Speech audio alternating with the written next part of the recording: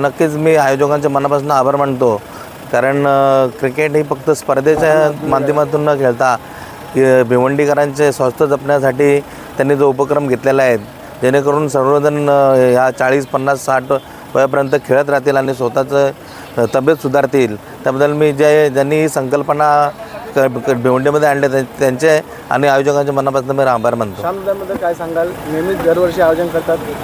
श्यामदानचं आयोजन मी अनेक वर्षापासून इथे येत असतो सामन्यांना.